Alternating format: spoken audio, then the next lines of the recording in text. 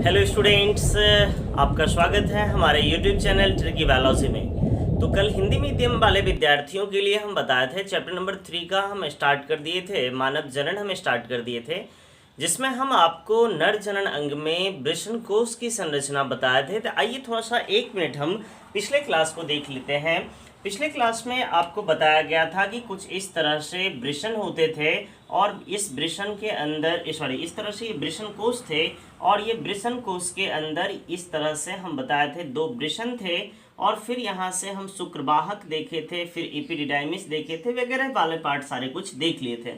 आज ये जो 2 वृषण हैं, इस वृषण की संरचना हम बनाएंगे और ये वृषण की संरचना से बोर्ड में भी क्वेश्चन आते हैं और कंपटीशन में भी आते ही रहते हैं। तो चलिए आज हम इस टॉपिक को एक्सप्लेन कर रहे हैं, स्ट्रक्चर ऑफ टेस्टिस।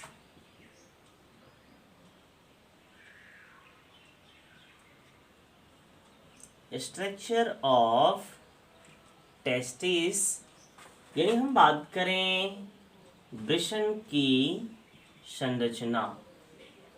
ये थोड़ा ध्यान आपको रखना है, वृषण की संरचना ये आपको पूछा जा सकता है। तो चलिए हम यहाँ से स्टार्ट करते हैं वृषण की संरचना।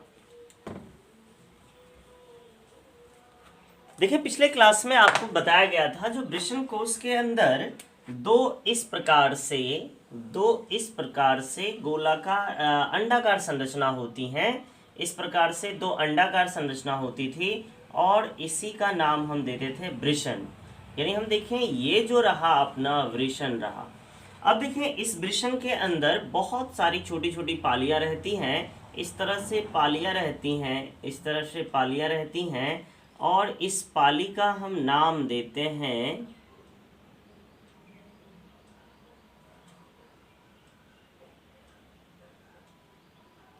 टेस्टिक्युलर लॉब्यूल्स। टेस्टिक्युलर लॉब्यूल्स यानी हम इसका हिंदी में नाम आपको बताएं तो हिंदी में नाम देते हैं वृषण पालिका। देख लीजिए वृषण पालिका इसका नाम देते हैं, इसका हिंदी नाम देते हैं वृषण पालिका। क्लियर है क्या? यानी टेस्टिक्युलर लॉब्यूल्स होते हैं, वृषण पालिका होती हैं और ये प्रत्येक टेस्टिस के अंदर लगभग 250 से 300 होती हैं ये। यानी हम बात करें लगभग 250, आप कह सकते हैं 250 वृषण पालिका होती है। यहाँ से आपको क्वेश्चन पूछ लेगा, आपसे ऑब्जेक्टिव में पूछ लेगा, आप हमें ये बताइए एक वृषण के अंदर कितने वृषण पालिका होते हैं? तो लगभग 250 वृषण पालिका होती हैं और इस वृषण पालिका के अंदर काफ़ी ज़्यादा कुंडलित रूप में 1 से लेकर के 3 इस तरह से छोटी छोटी संरचनाएं होती हैं जिसका नाम देते हैं सेमनीफेरस ट्यूब्यूल। जरा देखिए इस तरह से 1 से लेकर के 3 संरचना होती हैं, तो इसका हम नाम देते हैं 1 से 3 ये छोटी छोटी संरचनाएं होती हैं और इसका नाम हम देते हैं सेमनीफेरस ट्यूब्यूल्स। तो जरा देखिए इस तरह से 1 से लेकर के 3 संरचनाएं होती हैं और इस संरचना का नाम हम देते हैं सेमनीफेरस ट्यूब्यूल्स। सेमनीफेरस ट्यूब्यूल्स और इसका हिंदी नाम हम देते हैं शुक्रजनक नलिका। इसका नाम देते हैं शुक्रजनक नलिका, इसका नाम देते हैं हम शुक्रजनक नलिका। जरा देखिए आपको क्या क्या हम बतलाएं। देखिए हम बताएं वृषण के अंदर एक वृषण के अंदर लगभग 200 से 250 संख्या में छोटे छोटे कंपार्टमेंट होते हैं, छोटी छोटी खाली जगह होती हैं। एक पालिका पाली में विभाजित होती हैं जिसका नाम देते हैं वृषण पालिका और इस वृषण पालिका के अंदर काफ़ी ज़्यादा कुंडलित रूप से संरचना पाई जाती हैं जिसका नाम देते हैं शुक्रजनक नलिका। और शुक्रजनक नलिका की बात करें तो यहाँ से हम कहते हैं शुक्रजनक नलिका जो होते हैं प्रत्येक पाली के अंदर 1 से 3, यानी हम देखें प्रत्येक पाली के अंदर 1 से 3 होती है। यानी देखिए कुल हम बात करें, कुल एक वृषण में अधिकतम 750। क्लियर है क्या? तो अब जरा देखिए आपको क्या बताए, हम बताए आपको ये जो वृषण है, इस वृषण के अंदर काफी ज्यादा कंपार्टमेंट मिलते हैं, पालिका मिलती हैं। इस पालिका को बोलते हैं वृषण पालिका। और इस पालिका के अंदर, और इस पालिका की संख्या की बात करें 250 होता है, और प्रत्येक पाली के अंदर काफी ज्यादा कुंडलित रूप से संरचना मिलती है। और इस कुंडलित रूप से संरचना को जो हम कहते हैं सेमिनिफेरस ट्यूब्यूल्स और शुक्रजनक नलिका कहते हैं। और इसी के अंदर शुक्राणु का निर्माण होगा, जो आगे हम देखेंगे। अब देखें इस सारे संरचनाओं से एक काफ़ी ज़्यादा इस तरह से संरचनाएं निकलती हैं। जरा देखिए इस तरह से संरचनाएं निकलेंगी, जो एक साथ आकर के जुटेगा। यहाँ से देखें, यहाँ से सारे के सारे यहाँ से निकलेंगे और निकल करके एक इस तरह से जालीनुमा संरचना बनाती हैं। जरा देखिए ये सब जुट करके एक जालीनुमा संरचना बनाती हैं इस तरह से। और इस सभी से स्पर्म निकल करके एक कुंडलित रूप से संरचना बना लेती है यहाँ पर।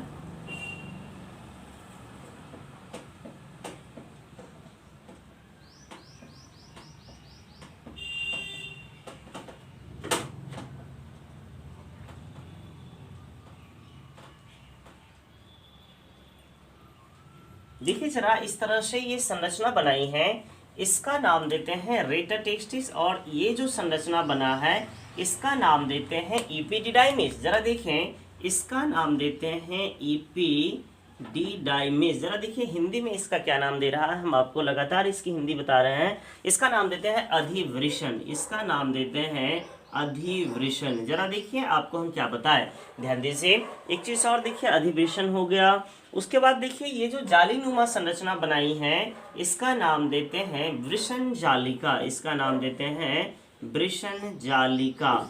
जरा देखिए एक चीज आपको हम बताएं यहाँ से, आप जरा देखिए ये जो है यहाँ से शुक्राणु बनेंगे और शुक्राणु बनेंगे और शुक्राणु बन करके एक छोटी सी पाइप लाइन नुमा संरचना में निकलेंगे यहाँ से शुक्राणु, और ये जाएंगे वृषण जालिका के पास। और वृषण जालिका से ये शुक्राणु चले जाते हैं अधिवृषण के अंदर, और अधिवृषण के अंदर शुक्राणु का जमाव होता है, शुक्राणु का संरचना मतलब वहाँ पे शुक्राणु रखे जाते हैं, संग्रहित किए जाते हैं।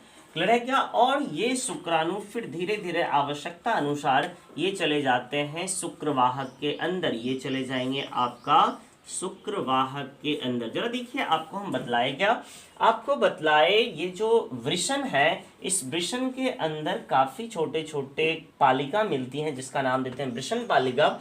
और वृषण पालिका की संख्या लगभग प्रत्येक वृषण के अंदर 250 के लगभग होती है। और इस वृषण पालिका के अंदर छोटी काफी ज्यादा संघनित संरचना मिलती है जिसका नाम देते हैं सेमिनिफेरस ट्यूब्यूल्स या फिर शुक्र नलिका नाम देते हैं। और यही शुक्रजनक नलिका के अंदर शुक्राणु का निर्माण होगा और एक पाली के अंदर लगभग 1 से 3 शुक्रजनक नलिका होते हैं। इसके लिए हम देखें तो अधिकतम 750 शुक्रजनक नलिका हो सकते हैं। अब इससे शुक्राणु निकलने के बाद ये चले आते हैं वृषण जालिका के थ्रू चले आते हैं अधिवृषण के पास, और अधिवृषण में शुक्राणु का संग्रहण होता है और परिपक्वन होता है। जरा देखिए इसमें हम आपको बताएं इसका क्या काम है, तो हम बात करें शुक्राणु का संरक्षण तथा शुक्राणु का मैचुरेशन को हिंदी में क्या बोलते हैं, परिपक्वन, तथा शुक्राणुओं का परिपक्वन। क्लियर है क्या? अब जरा देखिए ये संरचना आपको हम बतला दिए हैं, अब इससे आगे की बात आपको बतलाते हैं।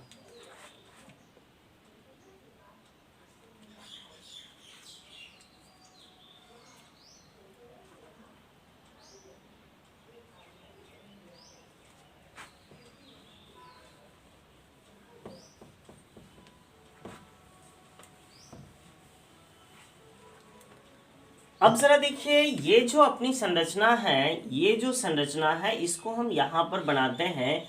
ये अपना हुआ शुक्र जनक नलिका। देखिए हम यहाँ से शुक्र जनक नलिका बनाए तो जरा देखिए इस तरह से यहाँ से हम शुक्र जनक नलिका बना रहे हैं। जरा देखिए ये कई सारे यहाँ से शुक्र जनक नलिका हम बना रहे हैं। जरा देखिए ये शुक्र जनक नलिका हम बनाया है। यहाँ पे एक को हम पूरा बनाया है और सब जो है ना छोटा छोटा यहाँ पे बना हुआ है। जरा देखिए ये हम शुक्र जनक नलिका बनाया है इस तरह से। ये भी आगे सारे शुक्र जनक नलिका है। ये कई सारे शुक्र जनक नलिका है। अब देखिए इस शुक्र जनक नलिका के अंदर ये यहाँ पे हम इसको मिटा देते हैं। ये संरचना एक को यहाँ पर हम लेकर के बनाया है। जरा देखिए यहाँ से क्या क्या बताएंगे। ये जो अपना शुक्र जनक नलिका है, शुक्र जनक नलिका, इसमें दो प्रकार की कोशिकाएं होती हैं। इसमें दो प्रकार की कोशिकाएं होती हैं। एक का नाम देते हैं एस्पर्मेटोगोनिया, एस्पर्मेटोगोनिया।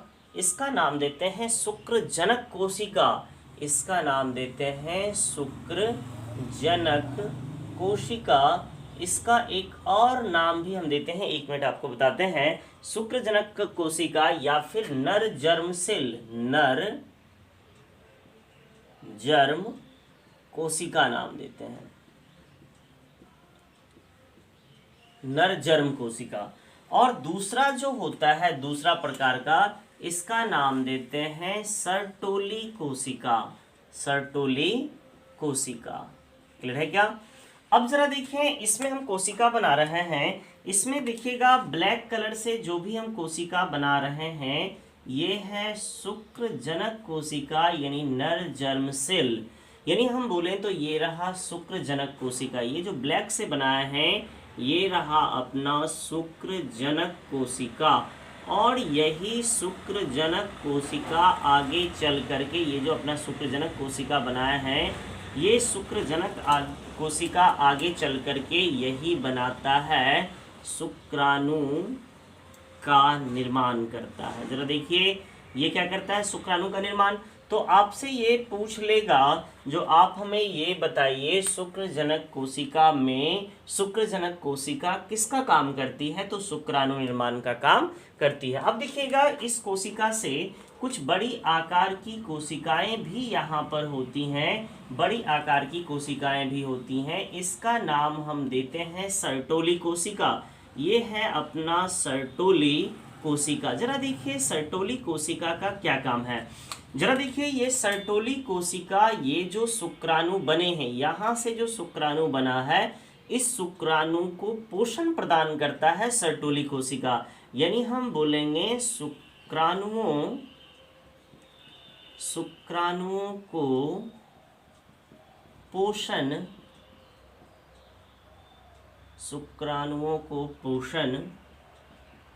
प्रदान करता है। यानी यहाँ से अब देखिएगा यहाँ से क्वेश्चन ही क्वेश्चन है।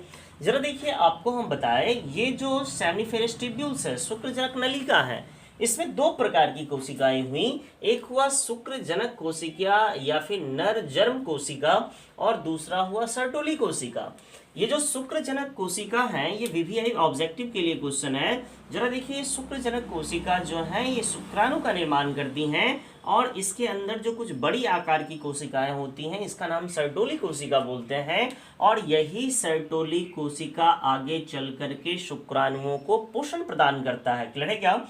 अब जरा देखिए ये जो सेमिनिफेरस ट्यूब्यूल्स हैं शुक्र जनक नलिका है इसके बीच में कुछ कोशिकाएं यहाँ पर होती हैं। ये खाली जगह होता है। जरा देखिए इसके बीच में खाली जगह है। इस खाली जगह का नाम देते हैं इंटरस्टिशियल स्पेस। इसका नाम देते हैं इंटरस्टिशियल स्पेस। इसका हिंदी नाम 1 मिनट हम आपको बता रहे हैं। इंटरस्टिशियल सेल का नाम अंतराली अवकाश। जरा देखिए ये जो खाली जगह है इसका नाम देते हैं अंतराली अवकाश। और इस अंतराली अवकाश के अंदर कुछ कोशिकाएं होती हैं जिसका नाम देते हैं लीडिंग सेल। इसका नाम देते हैं लीडिंग सेल यानी लीडिंग कोशिका। और यही लीडिंग कोशिका आगे चल करके नर हार्मोन का निर्माण करता है। नर हार्मोन यानी एंड्रोजन, इसका नाम देते हैं एंड्रोजन का निर्माण करता है। जरा देखिए यहां से आपको कई सारे चीज, ये सारे के सारे देखिए हम गारंटी ले रहे हैं।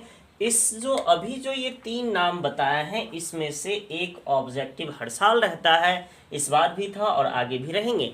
जरा देखिए आपको हम बताया गया, अभी हम आपको एक टेस्टिस बनाए थे। जरा देखिए एक टेस्टिस बनाए थे, इस टेस्टिस में कई सारे ऐसे छोटे छोटे लोब बनाए थे जिसका नाम देते हैं वृषणपालिका। इस वृषणपालिका के अंदर 1 से लेकर के 3 छोटी छोटी नलिकाएं थी जिसका नाम था शुक्रजनक नलिका। और शुक्रजनक नलिका के अंदर 2 प्रकार की कोशिकाएं थीं। एक का नाम था स्पर्मेटोगोनिया या शुक्रजनक कोशिका या नर जर्म सेल, और दूसरे का नाम था सर्टोली कोशिका। ये जो शुक्राणुजनक कोशिका होते हैं ये शुक्राणु का निर्माण करते हैं और सर्टोली कोशिका शुक्राणुओं को पोषण प्रदान करता है। और इस सभी कोशिकाओं के बीच में जो खाली जगह होता है इसका नाम देते हैं अंतराली अवकाश। और इस अंतराली अवकाश के अंदर कोशिका होती है जिसका नाम देते हैं लीडिंग कोशिका। और यही लीडिंग कोशिका आगे चल करके नर हार्मोन एंड्रोजन का निर्माण करता है। यानी यहाँ से क्वेश्चन पूछे जाएंगे नर हार्मोन का नाम क्या है, तो आप कहिएगा एंड्रोजन। और नर हार्मोन का निर्माण कौन करता है, तो लीडिंग कोशिका। क्लियर है क्या? ये सारी चीज आज आपको हम बतलाए हैं। तो आइए इसी चीज को हम लिखेंगे कैसे, तो लिखेंगे कैसे जरा हम आपको लिख करके दिखाते हैं। दिखेंगे, अब दिखेंगे यहाँ से लिखेंगे, आप लोग ये डायग्राम बना लीजिएगा और उसके बाद हम लिख रहे हैं। आप जरा देखिए समझाते चलते हैं और आपको हम लिखाते चलते। जरा देखिए सबसे पहला पॉइंट वाइज में हम लिखाते हैं। सबसे पहले आपको बताए थे नर का जो वृषण होता है वो एक जोड़ी वृषण होता है और इसके अंदर कई सारी पालिका होती हैं। जरा देखिए यहाँ से हम लिख रहे हैं नर के वृषण के अंदर या फिर नर में एक जोड़ी वृषण पाया जाता है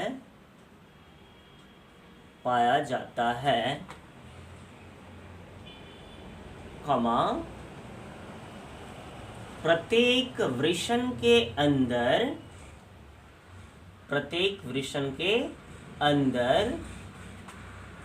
200 से लेकर के 250 छोटी छोटी पालियां पाई जाती हैं जिसे वृषण पालिका कहते हैं। जरा देखिए यहां तक हम आपको बताए, आप जरा सोचिए क्या बताया। नर में एक जोड़ी वृषण पाया जाता है तथा प्रत्येक वृषण के अंदर 200 से लेकर के 250 छोटी छोटी पालियां पाई जाती हैं जिसे वृषण पालिका कहते हैं।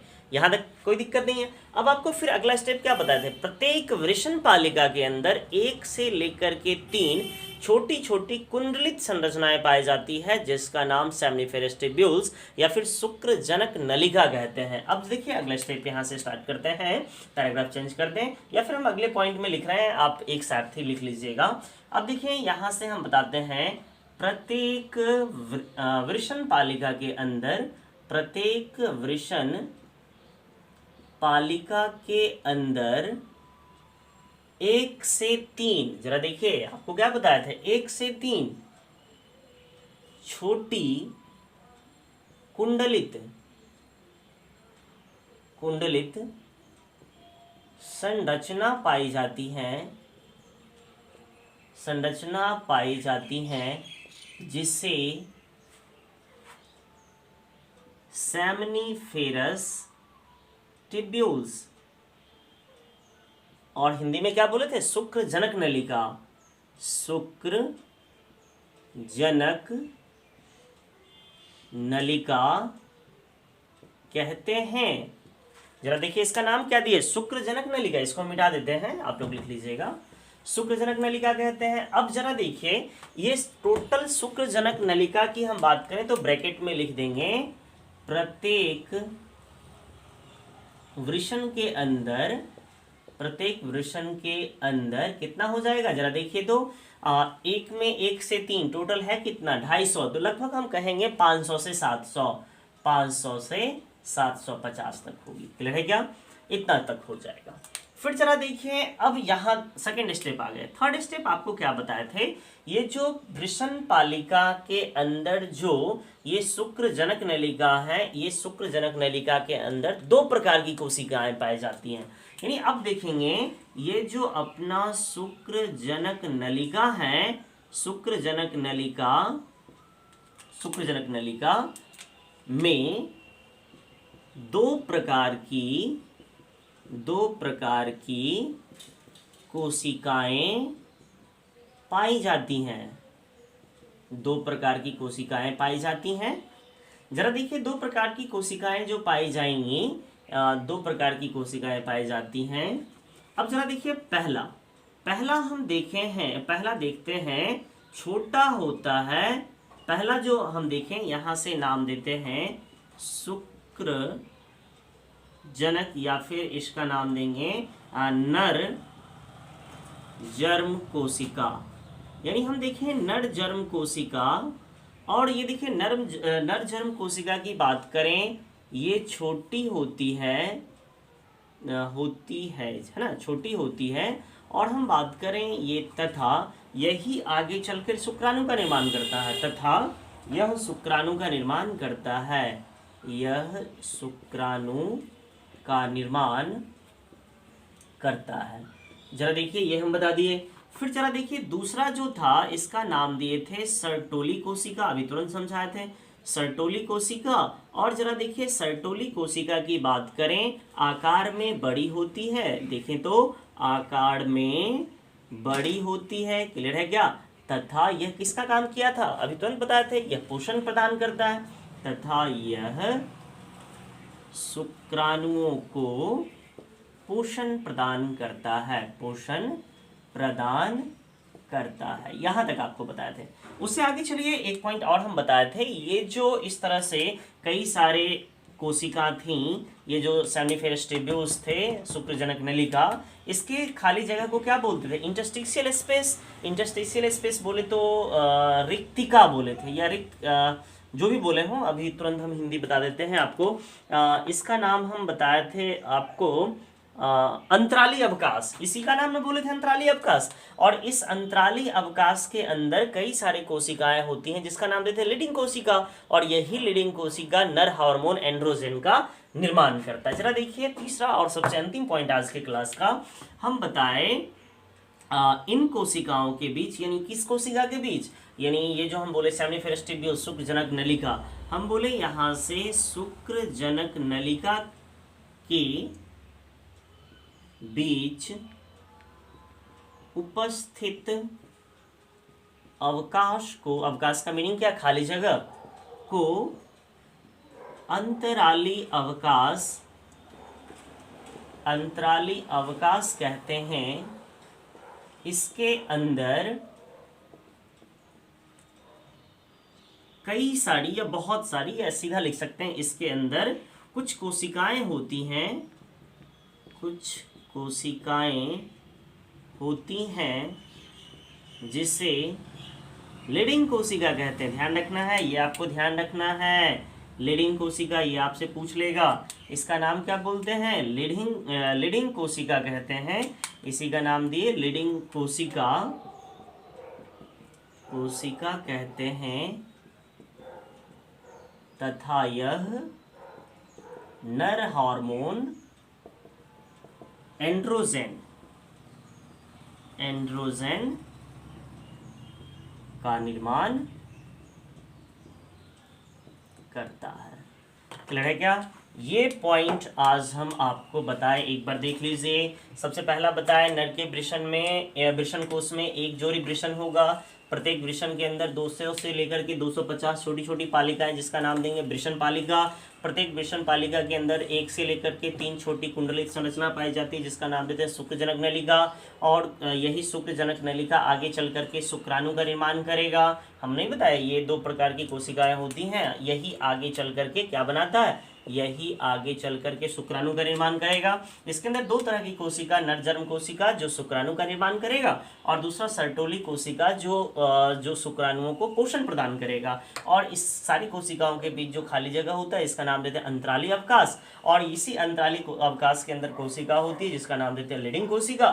और ये लीडिंग कोशिका ही नर हार्मोन एंड्रोजन का निर्माण करता है। तो आज के वीडियो लेक्चर में इतना ही, मिलते हैं अगले वीडियो लेक्चर के साथ। तब तक के लिए धन्यवाद। यदि आपको वीडियो समझ में आए तो लाइक शेयर और कमेंट जरूर कीजिएगा। Thank you.